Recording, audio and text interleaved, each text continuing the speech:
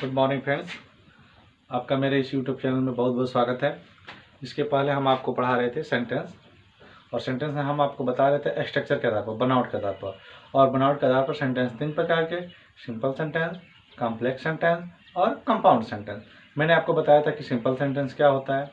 तो ऐसा वाक्य जिसमें एक ही फाइनाइट वर्ब होता है उसे हम सिंपल सेंटेंस कहते हैं। दूसरा मैंने आपको बताया था कॉम्प्लेक्स सेंटेंस। कॉम्प्लेक्स सेंटेंस क्या होता है? तो ऐसा वाक्य जिसमें एक प्रिंसिपल क्लॉज और एक सबऑर्डिनेट क्लॉज होता है उसे हम कॉम्प्लेक्स सेंटेंस कहते हैं।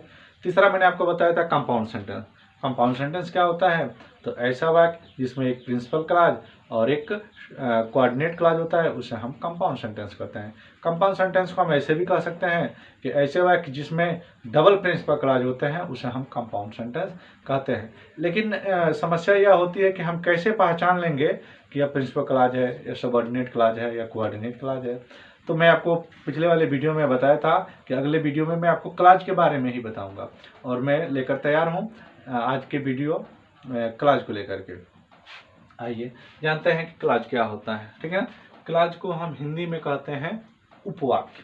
क्या कहते हैं? उपवाक्य। आइए जानते हैं इसकी परिभाषा क्या होती है।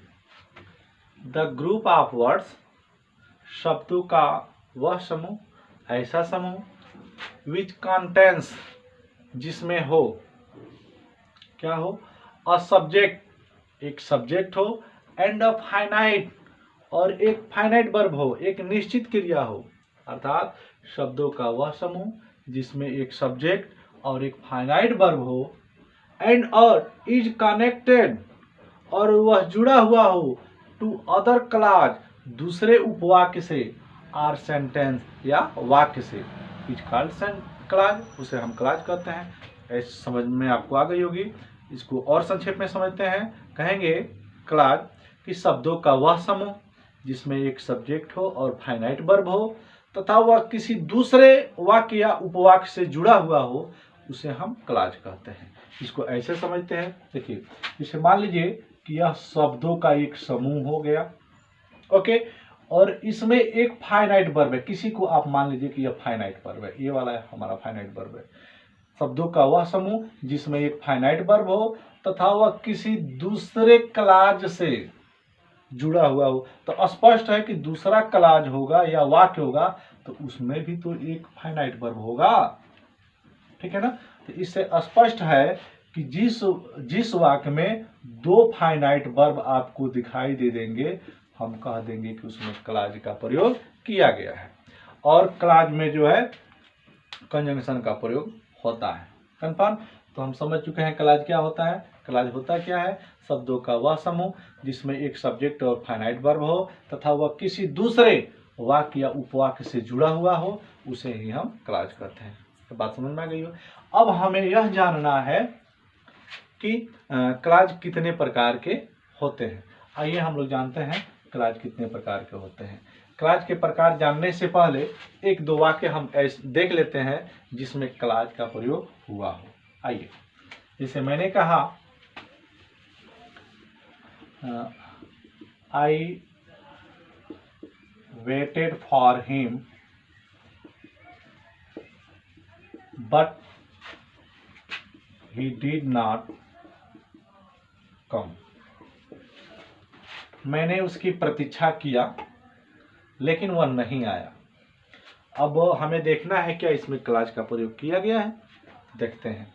तो अगर मैं कहा हूं क्लॉज की परिभाषा बताते हुए कि शब्दों का वह समूह जिसमें एक सब्जेक्ट और एक फाइनाइट वर्ब हो तथा वह किसी दूसरे वाक्य उपवाक्य से जुड़ा हुआ उसे हम क्लॉज कहते हैं। I mean to say that कि जिसमें 2 फाइनाइट वर्ब हो जाएगा हम कह देंगे कि उसमें क्लॉज है। यहाँ देखिए, आई वेटेड फॉर हिम, मैंने उसकी प्रतीक्षा किया, यहाँ जो है एक फाइनाइट वर्ब है।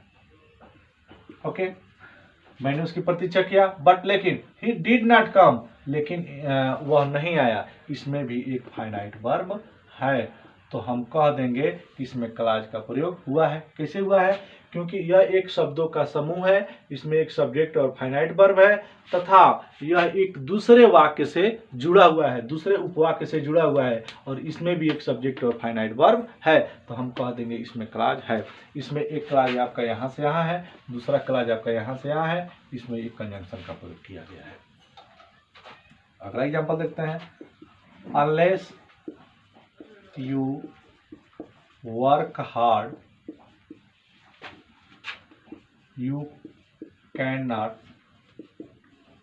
Get success. यदि तुम कठिन मेहनत नहीं करोगे तो तुम सफल नहीं हो सकते।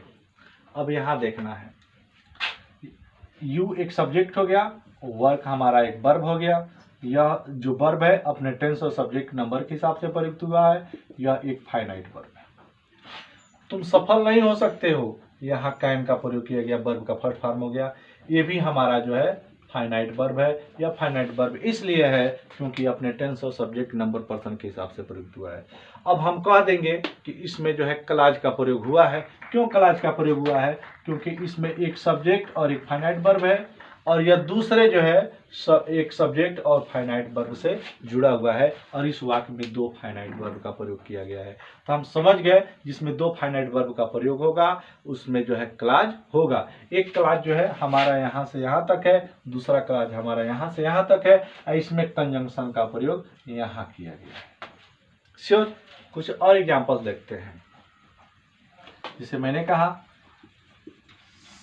सी is as wise as you, यहाँ ध्यान दीजिएगा, C is as wise as you, वह उतनी ही बुद्धिमान है जितना कि तुम। यह जो है हमारा, इसमें भी दो क्लाज का प्रयोग किया गया है।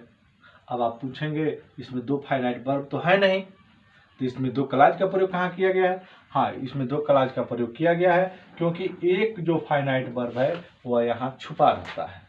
तो इससे स्पष्ट है कि एक फाइनाइट वर्ब यहाँ हो गया और दूसरा फाइनाइट वर्ब यहाँ हो गया, और इस वाक्य में दो फाइनाइट वर्ब हैं, अतः हम कह देंगे कि यह हमारा, इसमें हमारा क्लाज का प्रयोग हुआ है। उम्मीद है कि आप समझ चुके होंगे कि क्लाज क्या होता है, ठीक है ना, और कैसे पहचानेंगे। क्लाज क्या होता है? तो शब्दों का वह समूह जिसमें एक सब्जेक्ट और एक फाइनाइट वर्ब हो तथा वह किसी दूसरे वाक्य या उपवाक्य से जुड़ा हुआ हो, उसे हम कह देंगे क्लाज कह देंगे। कन्फर्म है? ठीक है। अब मैं कुछ आपको एग्जांपल बताया कि क्लाज कैसे हम पहचानेंगे। तो जिसमें दो फाइनाइट वर्ब दिखाई दे दे, आप समझ जाइएगा कि उसमें निश्चित रूप से क्लाज का प्रयोग हुआ है। अब हमें यह जानना है कि क्लाज के कितने प्रकार होते हैं। चलिए जानते हैं क्लाज के कितने प्रकार होते हैं।